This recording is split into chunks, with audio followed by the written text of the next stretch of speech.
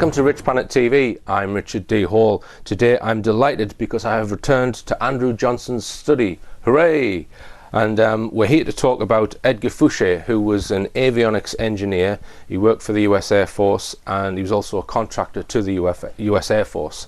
And he worked in his role between, well, from the early 1970s, or was it late 60s, Andrew, when he started? Yeah, essentially late 60s. Late 60s up to the mid 90s.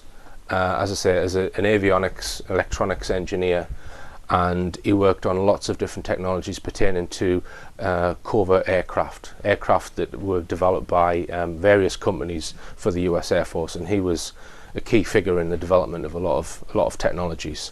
As I said, he had a long career, and he also worked at Area 51, which he's proven with lots of documents that he's released.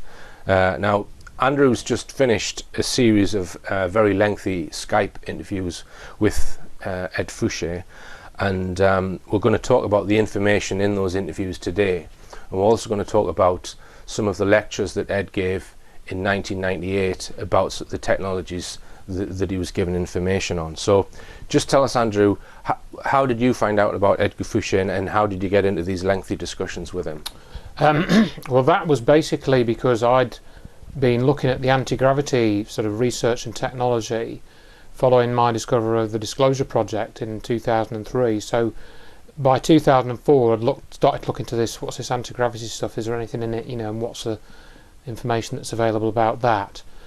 And I came across a presentation which was done in 1998, although at the time I think I got confused and I thought it was done in 2001, of this chap called Edgar Fouche, and he was talking about this flying triangle, which we'll talk about later, and I thought that's really interesting. Mm-hmm.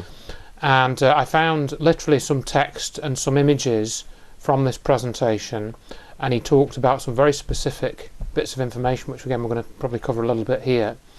And then I found out that he'd actually been featured in a Channel 4 documentary in 1999, which I'd actually recorded. Mm-hmm. So I went back to my video archive and I found this and I watched it on VHS, and there he was for a couple of minutes talking about this work in Area 51. Mm-hmm. And so that was the first time that I actually heard his name and realised who he was. Right. Now you've got recorded round about 6 hours of interviews with Edgar Fouche. Anyone who wants to watch the full interviews can watch it from this link on the screen now, and also on that page there's about an hour and a half long lecture featuring Edgar Fouche, and also there's the clip from the Channel 4 program as well. So anyone who wants to spend several hours on this can do it from these links. Now, just summarise for us, Andrew, his career from the early 70s through to the mid 90s. Just tell us the key places, because he worked at a lot of different secret facilities, didn't he? Drafted from college during the Vietnam conflict, and he went into pararescue, which was like a sort of rescue team within the Air Force, and they would go in and actually try and rescue people that were injured in combat and this sort of thing. But he was only in there about a week and he injured his ankle, mm-hmm. or a month I think he was in, so he had to come out. And so he went back to college and he got into working with cryptographic technologies, code making, code breaking. And he sort of ended up in doing different schools at college, different courses on cryptographics, on electronics, on avionics. He did multiple different courses, and when I spoke to him he said most people did like 2 or 3 courses and then they went into a field and they would then just work in that field for the rest of their career. But somehow he ended up, because I think he had something of a thirst for knowledge, he ended up doing lots of different courses and gaining lots of different experience. And he also made a bit of a name for himself, because one of the key stories that he told me were 2 key stories. Mm-hmm. Was one where he was doing some in a cryptographic school, and he basically realised that there were like about 30 codes which you could use to unlock this system which was talking to an aircraft for transmitting some type of signal. And he learned all of these 30 codes, and in the class he said, I can crack this code immediately. Mm-hmm. And he'd learned all the test codes basically. There's about 30 of them. Mm-hmm. Mm-hmm. And he showed his teacher, and he said, "Right, I'm just going to make up a random code now." And he put another. He said he was putting a random code in, and that code worked. And the teacher says, "Blimey, how did you do that?" You know. Right. And then that all went higher up. He'd read the back of the manual and remembered it, or something like that. Yeah. I mean, he'd remembered an unusually large number of test codes, which nobody else had done. So it looked like he could crack it just with telepathy or whatever, you know, or something. And that got him attention higher up. You know, that's what he was then visited by someone, possibly from the NSA or somewhere. Yeah, something like that. Yeah. And so he was kind of earmarked, and they realised, you know, that he was pretty hot on what he was doing. And he was also getting more and more well qualified. And so that really, he gained a reputation for being very good at problem solving. He was one of these people, he told me, for example, that he did a psychometric test, and it came out that he was very good with what they call abstract logic, where they can describe a problem, and then, you know, your brain works on it in the background, and then, you know, you can think of the solution very quickly. He was very good at that. He was very intuitive about working out solutions. And he mentioned that he would get called into various programs when they were going wrong, and he would get people around him, sort out all the problems, and get things back on track. And over a period of years, he developed a very strong reputation for that. So just some of the areas or facilities that he's worked at: Edwards Air Force Base, Area 51, and Groom Lake, Groom Lake. As he calls it. And the other thing about him is that he's produced more documents to validate his story than anyone, really. That's essentially one of the things that you know, he shows us, and it does separate him from a lot of the other witnesses that have come forward. He said that he kept 900 documents with him, you know, and I mean the selection that he showed me and are in the videos show that he's taken all these courses in avionics, and they're signed by a lieutenant or a general at the bottom to say that he's got these qualifications. So he was therefore qualified to work in these areas. And as he said, if people were going to work on black programs, they would take the best people, you know, the ones that were best qualified, that could get the job done, that had a wide range of skills. They would handpick these people. And as he said, he was also useful because he built up a team of people around him with similar skills, and he would try and employ those people in projects when he was sent onto a new aircraft, for example, to work on a new aircraft. Now, he started out working for the Air Force, yes, and then at some point he became a contractor to the Air Force. Do you know what year that was? I believe he became a contractor in around about the mid-80s, I think. Right. Now, when he was a contractor, as he went up the ranks further, he was working directly under a two-star general or something like that. So one step from the top, really. He would be above the rank of major and wing commander and that kind of thing. In certain ways, yeah, because when things have gone wrong, you know, I think it's one of the stories he mentions in the interviews we did.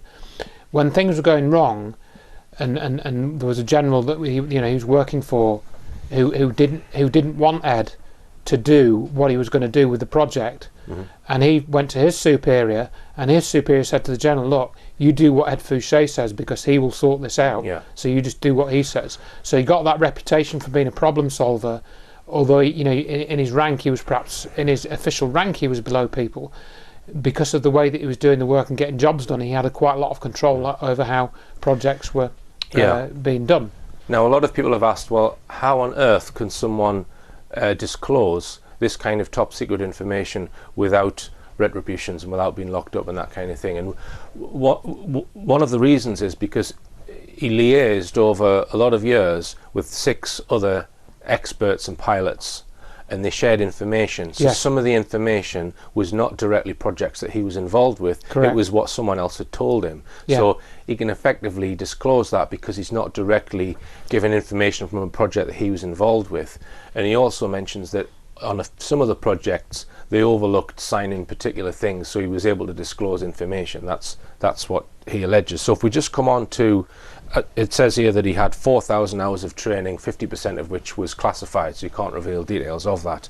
And he has produced documents to prove all of this. Now, he mentions 6 confidants that he had over a period of years that gradually built up information and shared information together in their time in the forces. And he lists 2 people or 3 people who were involved with the NSA, one of whom is dead. an ELINT engineer, that's electronic intelligence engineer, who was working for the NSA, an SR-71 pilot who he met, I think, at Edwards Air Force Base, another NSA guy who was involved with Vietnam, Department of Defense contractor, electronic engineer who's also dead. So a couple of the guys who we got a lot of this information from have died, and many pilots as well who gave him information. Yeah. So can you just give us some background on these contacts that he built up and how they've kind of operated? Well, as I understand from what said in the interviews, he met these people, as you said, over a period of years in various projects, because he was travelling around the country quite a lot in the US to the various Air Force bases. And he also came to the UK. He was actually came to do some work at one of the UK Air Force bases, and I asked him about that, and he was like here just for I think 2 nights. He flew in on a military jet, fixed whatever system or serviced it or set it up, and then he flew back to the States, and that's the only time he's been to the UK.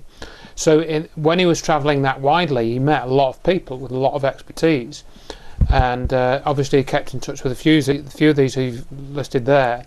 And there was one chap in particular I remember he mentioned called Dale. That was the name he told me, was this chap, who gave him quite a lot of information. And his father was, Dale's father was career NSA, 30 years. He worked for the NSA for 30 years. And it was when they started talking and getting together, and he said they would occasionally try and meet up, and have a chat about things. They realised that there was some secret technology that was being held back from the public, and they realised what this technology was capable of. And I think they kind of, I don't know if I'm using the right expression, but they kind of developed a bit of a conscience about that, because they thought, well, if we had this technology which was available for the rest of the world and not just within the military, then we could change a lot of things. We could have a different sort of totally different world, basically. And that's when they became interested in trying to package this information somehow to disclose it to the public. The TR3B is probably the most notable thing that he's released information on, that he got information from a pilot and possibly other sightings as well, when he was at Groom Lake and various other places, which we will come on to. But we're going to talk initially about some of the other technologies that he's touched upon after this short break.